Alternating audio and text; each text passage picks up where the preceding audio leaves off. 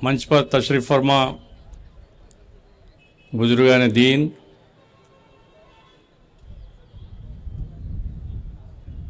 हजरत, भाई बहन, सब लोगों को सलाम अलैकुम। ये जो औक़ाफ़ की बिल है वो तो पार्लियामेंट में पास हो गई है। अब है वो सुप्रीम कोर्ट के फैसले के ऊपर डिपेंड होके है। सुप्रीम कोर्ट क्या करता पता नहीं। सुप्रीम कोर्ट के ऊपर दबाव ऐसा डाला जा रहा है कि एक एमपी बोलता एक बार पार्लियामेंट में पास होने के बाद सुप्रीम कोर्ट कौन हो तो अमलवारी के बारे में बात करने बोल के। और धनखड़ साहब जो वाइस प्रेसिडेंट हैं इंडिया के, उन्होंने बोलते हैं सुप्रीम कोर्ट को कोई हक नहीं, जो पार्लियामेंट तय करती वही अमल होता, सुप्रीम कोर्ट इसमें दखल नहीं देना बोल के उन्होंने बोल रहे हैं। अब जो जेपीसी का चेयरमैन था जगदम्बिका पाल, वो बोल रहा है अगर सुप्रीम कोर्ट हमारे खिलाफ अगर फैसला करा तो मैं रिजाइन कर देता हूँ बोल के। तो ये डराने की बात आई, अवाम को डराना नहीं, सुप्रीम कोर्ट को डरा रहे हैं। सुप्रीम कोर्ट के ये बोलते हैं कि हुकूमत हमारी है, पार्लियामेंट में मेजॉरिटी हमारी है, पार्लियामेंट में बहस करने के बाद एक कानून करे ही, इसको अमलवारी में आप दखल नहीं देना और इसको स्टे नहीं देना। यह कानून हम अमल करने के लिए हम तय हैं। ये बात है बीजेपी गवर्नमेंट की तरफ से। तो हम थोड़ा तारीख में अगर गए तो ये 10-12 साल से लगातार हमले हो रहे हैं। सिर्फ वक्फ कानून का नहीं, आप देखें तो उनका मकसद क्या है, हिंदू राष्ट्र बनाना। हिंदू राष्ट्र बनाना, उसमें माना क्या होता, जो लोग दूसरे मजाहिब के लोग ही वो सेकेंड क्लास सिटीजन बनना, बराबरी का हिस्सा नहीं रहता। जो दस्तूर हिंद बोल रहा है, दस्तूर हिंद क्या बोल रहा है, हिंदुस्तान में जो लोग पैदा हुए हैं, हिंदुस्तान के बासिंदों को बराबरी का हक है। अब बीजेपी क्या बोलना चाहते हैं, बराबरी का हक नहीं देते हम, हमारा हक ज्यादा है, हमें घर के मालिक कहते, उन्होंने वो लोग बोलने का, हमें घर के मालिक ही, ये लोग टेनेंट्स ही। ये साजिश है। तो हमारी जो जद्दोजहद है सिर्फ एक वक्फ कानून के बारे में नहीं, वक्फ कानून को वापस लेना ये डिमांड है। इसके साथ ही साथ बराबर के हक के लिए जो दस्तूर हमको दिया है, दस्तूर की तहफ़्फ़ुज़ के वास्ते में जद्दोजहद करना ये भी हमारा फर्ज बनता है।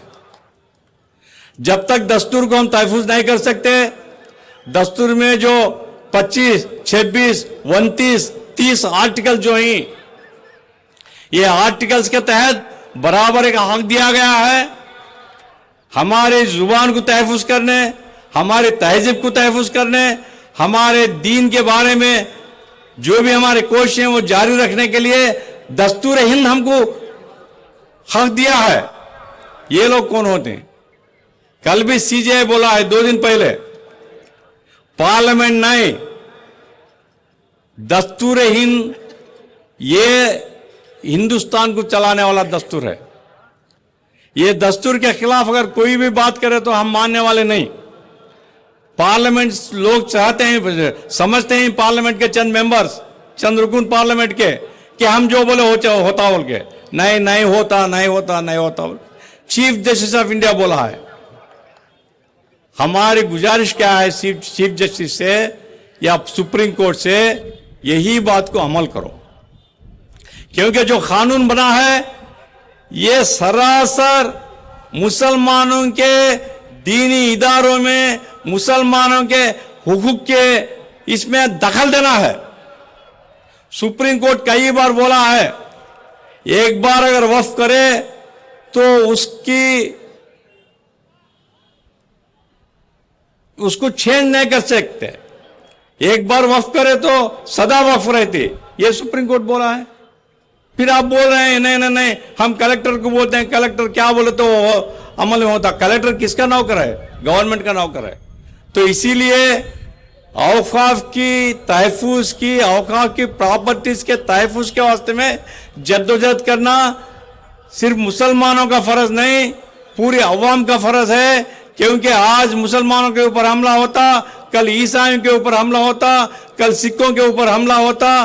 तो इसीलिए अक़लियती तबकों के लोग, अक़लियती मज़ाहिब के लोग पूरे मिलकर जद्दोजहद करना और हिंदुस्तान के पूरे बासिंदों को जो दस्तूर हिंद में अक़लियतों के लिए जो वादा करे हैं, जो आर्टिकल्स लिखे गए हैं, वो आर्टिकल्स को तहफ़्फ़ुज़ करना, हमारे हक को बचाना, ये जद्दोजहद जारी रखना। इसीलिए मैं जिम्मेदारान से दरख्वास्त करता हूँ, ये सिर्फ मुसलमानों में ही नहीं, ये बात को फैलाना, पूरे अवाम में ले जाना, पूरे अवाम को एकजुट करके एक प्लेटफॉर्म पे लाके औकाफ की तहफुज़ ही नहीं, औकाफ के साथ साथ हिंदुस्तान का दस्तूर, ये दस्तूर को बचाना, दस्तूर का अमल करना, दस्तूर की तहफुज़ करना। इसके वास्ते अगर जरूरत पड़े कौन सी भी कुर्बानी हो, हम सब आगे आना, कुर्बानी को तैयार होना, दस्तूर को बचाना, जमहूरियत को बचाना, पार्लियामेंट्री डेमोक्रेसी को बचाना, रियासतों के हुकूक को बचाना, ये सब आज की जरूरत है बल्कि मैं समझता हूं। तो इसीलिए मैं इंतजामी कमेटी को शुक्रिया अदा करता हूं, मुबारकबाद देता हूं। ये जो तहरीक है इसको आगे बढ़ाने के वास्ते में कैसा करेंगे, क्या है, ये आगे बढ़ा के पूरे हिंदुस्तान में हम डरने की जरूरत नहीं। चंद लोग बोलते हैं ये सेकंड क्लास सिटीजन, ये लोग कहते हैं, मैं मोदी को यही खबरदार कहता हूं, हिंदुस्तान के मुसलमानों की आबादी इंडोनेशिया के बराबर है। दुनिया में 1-2 नंबर पे हिंदुस्तान के मुसलमान आते हैं, पाकिस्तान से ज्यादा है, ईरान से ज्यादा है। जब ईरान अमेरिका को डरने से लड़ती है तो हिंदुस्तान के मुसलमान कहीं को डरते भाई। तो इसीलिए जद्दोजहद होना, कौम एकजुट रहना, इतिहास से आगे बढ़ाना, ये तारीख को, हमारे हुकूक को हासिल करने की ये जद्दोजहद जारी रखे, कामयाब होना बोल के मैं अर्ज करता हुआ जो मौका मुझे दिए हैं, शुक्रिया अदा करता हूँ। अल्लाह हाफिज।